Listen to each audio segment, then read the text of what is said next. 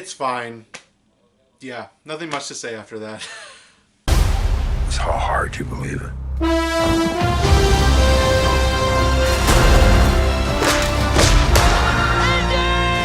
Okay, so, Indiana Jones returns for one final adventure.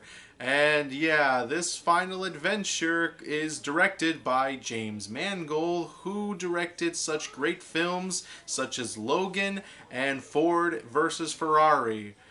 And okay, so yeah, Indiana Jones and the Dial of Destiny, the final film in the Indiana Jones franchise, as I'm hoping, because yeah, you know what? No, it's the final film. So yeah, before I begin, obviously, what did I think of the previous movies? Pretty quickly, Raiders of the Lost Ark, pretty amazing film. Temple of Doom. I have a very soft spot for this film. It's the reason why I really like it. The Last Crusade. Pretty solid film, just like the first one. There are some things about it that like I have small issues with, but you know it's still a great film. Kingdom of the Crystal Skull. I think the film is very boring. I think the film is very boring. I don't really have problems with the nitpicks of those movies. Nitpicks of Kingdom of the Crystal Skull when it first came out. It's mostly, to me, it's just a boring movie. That is all. That is all how I feel about that movie. So now we get into Dial of Destiny. So yeah, my overall thoughts of the film is that I thought it was fine. It's a fine conclusion to this franchise. So the main story, Indiana Jones once again returns when he, of course, is retiring from his job as a teacher. But then he runs into his goddaughter, who happens to be the daughter of his friend from the flashback from the very first beginning of this movie, and it's discovered that she is interested in the dial. The dial, which is the Dial of Destiny, who that basically has this mythical power that can do something, and then there's this villain Nazi once again, a villain who's a fucking Nazi in an Indiana Jones movie, yeah, comes in and tries to basically, well, you know, take the dial and just do something crazy with it. So of course Indy has to jump back into his, you know, signature hat and whip and his jacket and go on an adventure once again. Really, are there things about this movie that I have issues with? Yes. Do I think it is a bad ending to this franchise? Not really. Okay, so getting off the bat, I think this movie does very good well, definitely towards the opening. So the opening has a de-aging Indiana Jones, Harrison Ford, and I surprisingly think it was done incredibly well. Though of course there is a moment where when he's talking, there's two like nitpicks I have when he's talking and when he's moving his head. So there's a scene where he's trying to get out of a trap and stuff, and he's like moving his head, he's like doing this, and I'm just like, that looks a little off, you know. It doesn't look that it looks very computer like, but like, you know, it's understandable, but most of the time he looks pretty damn good. However, they may have de-aged him very well, but they definitely didn't de-age his voice. I mean, he sounds old in that voice. They didn't even bother de-aging his voice for the movie. He sounds like a grumpy old, because back in the day, Indiana Jones usually sounded like this. We need to get the Ark. Like, you know, short round. You know, like, we have to go. Like, you know, that kind of thing. He sounded really young. But in this one, in the flashback scene, he sounds so old, like, yeah, I don't really agree with you. It's like he sounds really old, even when he tries to sound, he sounds really old. They didn't really de-age his voice. I wonder if they're going to do that when the film comes out on Blu-ray or DVD, when a bunch of people online are possibly going to see if they can de-age his voice. But who knows? But so the one thing that's really cool about this movie is that I love Harrison Ford coming back as the role. I really I love Saul. I love him coming back into the movie. I also really love that we do get a few callbacks from like a few Indiana Jones movies, and they're actually done presumably well. The one thing, there are, like I said, so I really like John Williams' score because, you know, John Williams is just a master of music. I feel like no composer on this fucking planet has ever matched him. He has made so many good themes for movies. I mean, Harry Potter, Home Alone, most Steven Spielberg films like Jaws, and, you know, Indiana Jones, and just even for other movies, like, for gosh sakes, like, and Gremlin, like, this man is gosh damn amazing. He's so good. I love his music so much. It's so memorable. It's so good, and he does an excellent job. The music in this film is just full on Indiana Jones. It is very, very good. I just really love the music in this movie. However, so yeah, and then of course we get the action scenes in this movie, and the action scenes in this movie are, you know, they're okay in certain parts. Like, there, of course, we do get this one action sequence where there's this point where Indy, if you've seen in the trailers, there's a point that Indy's riding a horse, and it's just like in like the train station area.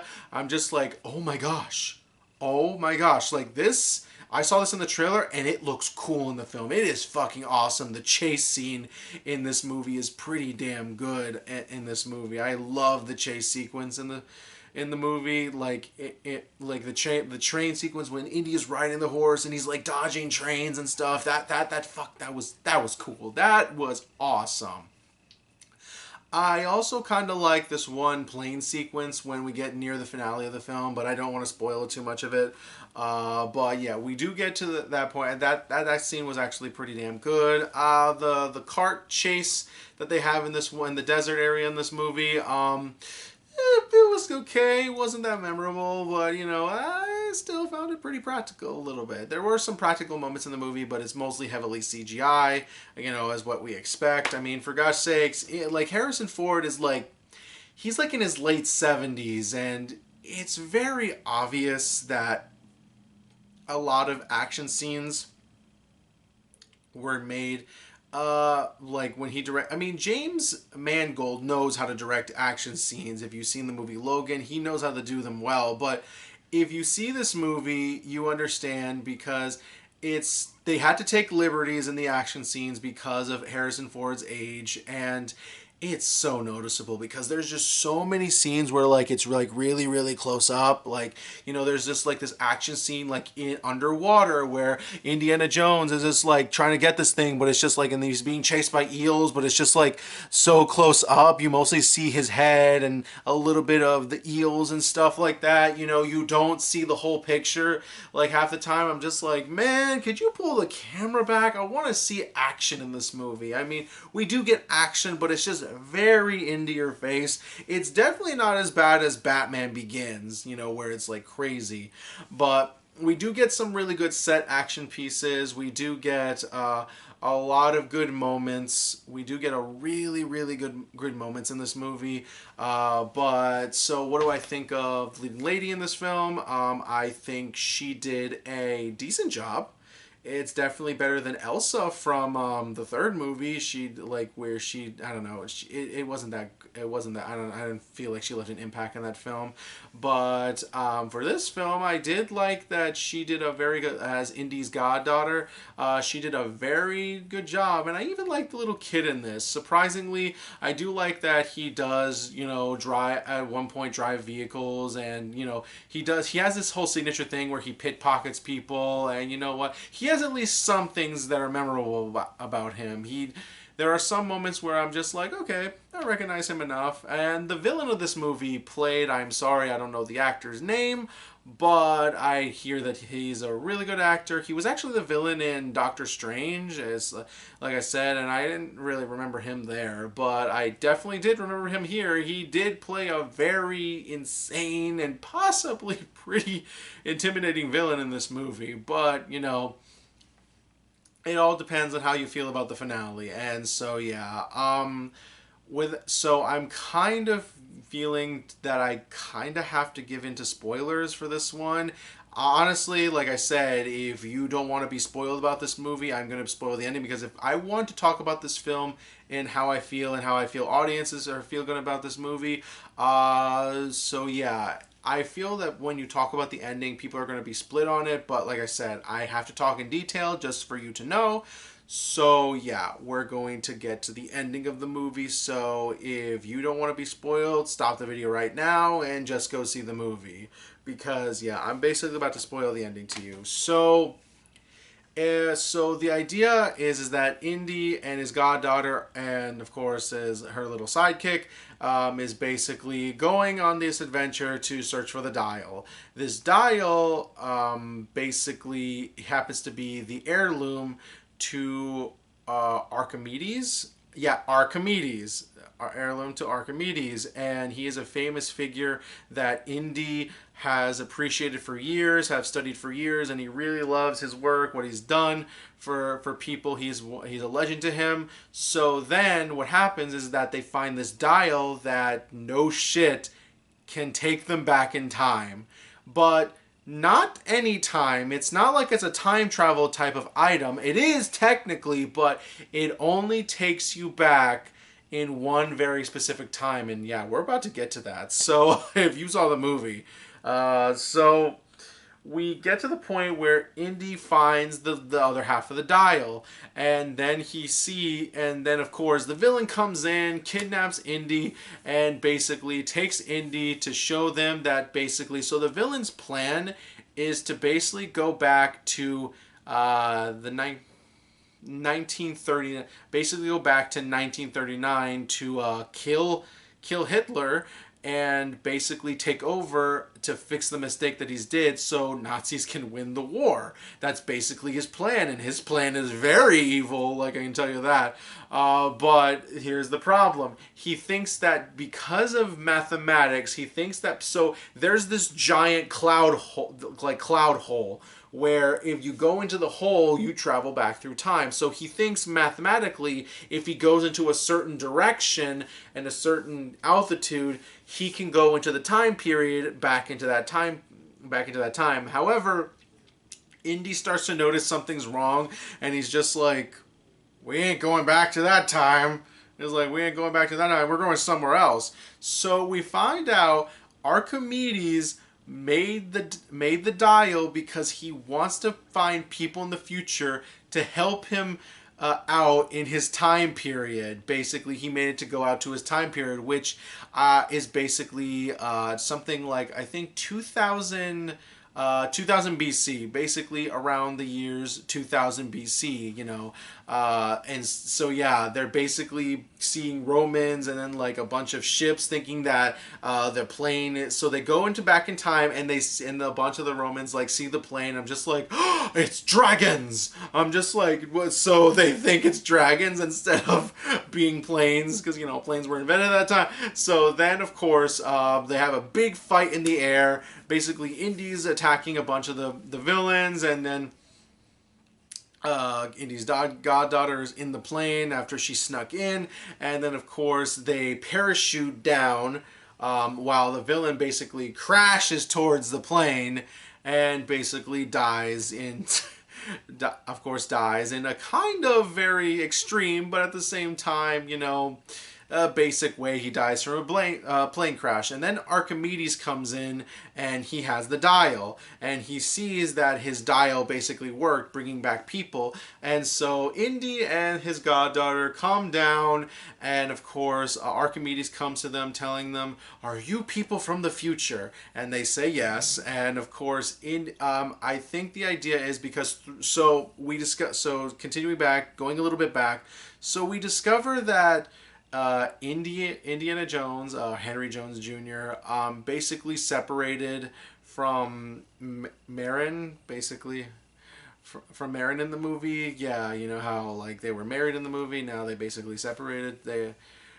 basically separated in the movie, and he lost his son Mutt in the Vietnam War, which is pretty fucking sad.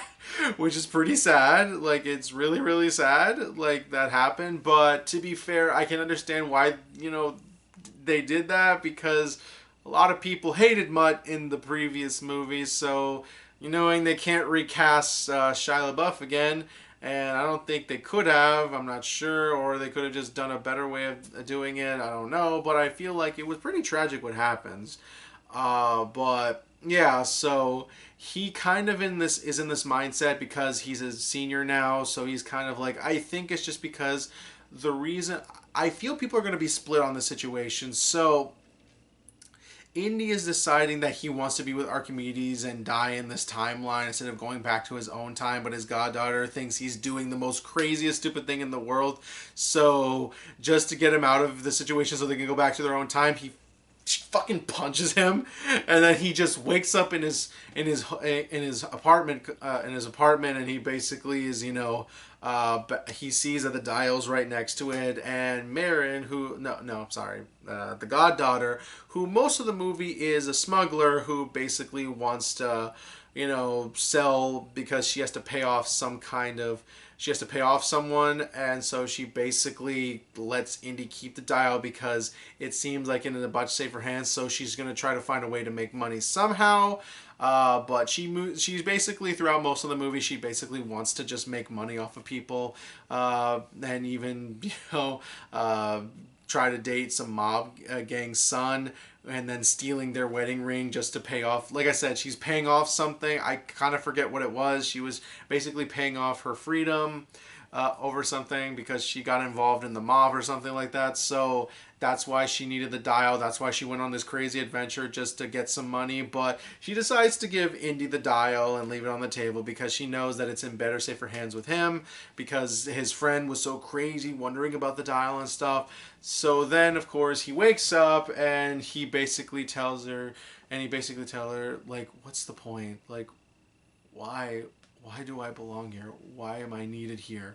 And you see that Indy's wife, of course, comes back. Marion comes back, and, you can pretty much tell the rest. I feel like they finally reconciled and realize what happened. They finally accept what happened to their son, and they decide to at least live a happy, decent life together, at least. A happy, beautiful life together. And it's really sweet. It's really sentimental.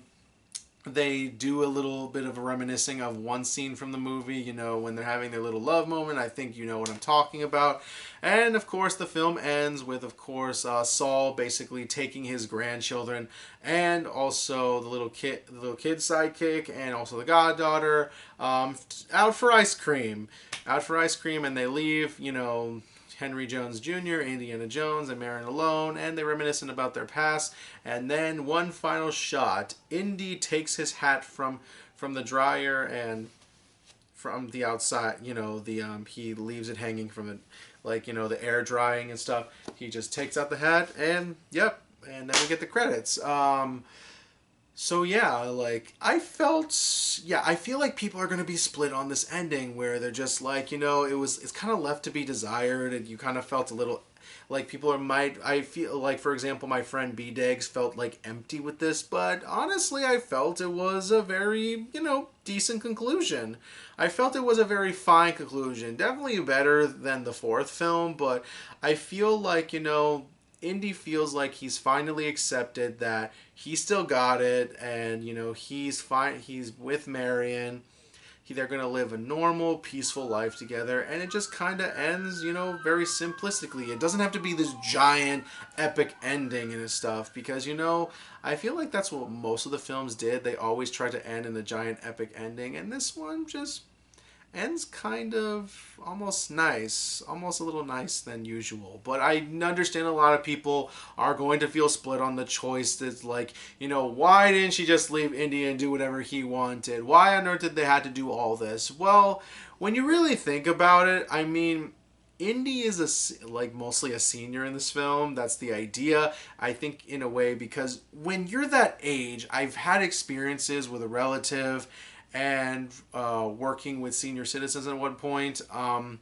I can understand, because when you're that age, you tend to make very crazy choices, or just choices that make no sense. So, and Indiana Jones has been going through a lot of adventures, made some crazy ass choices too. So, in a way, this was kind of, understandable that he's making such a really insane choice of just trying to stay in a different time period and stuff. So, I can understand why it's like his goddaughter had to knock some sense into him. It kind of feels very Indiana Jones that she did that. That she did that. Like I said, I really think I don't know. I had a fine time. I don't think it's definitely not the trilogy. I definitely know that it's not the trilogy, but I do like it better than Kingdom of the Crystal Skull. I feel with Kingdom of the Crystal Skull, it was a very majority boring film. But yeah, I think I'm going to reveal something here. So before I get to the final point, I just want to point out something. After rewatching all the films, if you were to tell me what are the best Indiana Jones movies, and obviously I would say Raiders and Crusades, but if you were to tell me what's the most entertaining Indiana Jones movie, no shit, I would tell you Temple of Doom. And I understand that might upset a lot of people, but hear me out. I feel that Temple of Doom has so many memorable things about it than any other Indiana Jones movie. It's not that the other films are bad, nor that they're bad movies in general. No, they're very good movies. My problem is that after rewatching these films, I started to notice, like, Raiders and Crusades, and I hope that eventually people will realize this, but some moments in Raiders and Crusades are excruciatingly boring. Like, they're dull. There are some dull moments in those movies. The scene where Indy's talking to the professor about finding the Ark. Man, I was kind of falling asleep for that moment. There were some conversations in Last Crusades, or just these small little moments where it's just like characters are just sitting down taking the break. When the plane, I don't know. There's just like some moments in those movies where I'm just bored. I get little dull moments of boredom. Don't you lie to yourself. You know I'm gosh damn right. Rewatch these movies again and tell me you don't get a little bored during those scenes. With Temple of Doom, I feel like the pacing is very well done. There's never a dull moment in that movie. There's just like it's just like it's going in the motion, but at the same time it's doing it so well. And there's just so many memorable things I remember. That's actually the movie that I watched the most, funny enough, Temple of Doom. But I've seen the first film 3 times. I've seen Temple of Doom, I think 5+ times. I've seen The Last Crusade maybe once or twice, twice. I've seen this film twice, maybe 3 times. I've seen Kingdom of the Crystal Skulls about 4 times, because there were just moments where I wasn't doing anything, or because I saw it twice in theaters, and one more time on TV, and then I decided to rewatch it. I remember, and I've seen Dial of Destiny twice, because I wanted to get I wasn't satisfied with the first time. I wanted to see my final opinion on the film, and yeah, it's pretty much the same. I will say this, the first 15 minutes of the film are definitely the best parts of the movie, but then of course we get a few good moments here and there. I do love some of the side characters in the movie too, but overall, Dial of Destiny to me is a fine Indiana Jones film. I actually prefer this over Kingdom of the Crystal Skull. I think it's a much fine movie.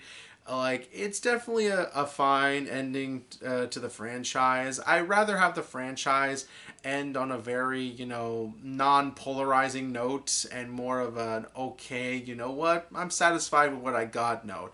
I feel like this movie is gonna get a split the opinions are gonna go all over the place, because just letting you know. So when I went to go see this in IMAX for the first time with my buddy B-Dags, a lot of audiences were laughing at a bunch of scenes, but then they were kind of silent for a bunch of other scenes, and no one clapped for this movie. However, when I went to go see it in a regular theater, a regular theater for the second time, there was a lot of people in the theater a lot of people were going crazy for when Indiana Jones are doing these awesome scenes. I remember like people going woo, or when Saul says the line like in the trailer, "Give him hell, Indiana Jones." Everyone was just like woo, you know. And then when the movie ended, everyone had like a solid minute standing ovation, including my folks with who went to go see the movie with me. Like we all clapped for a whole minute. I'm just like, so there's an audience for this film. There is a pure audience for this movie, and there are some people who might think it's okay or might think it's bad. Honestly, what do you guys think? Do you think this was a good movie? Do you think this was an okay movie? Or do you think this was a bad movie? Let me know in the comments below. So yeah, Roger D. Starr signing out. And I'll see you next time, my Star Chasers.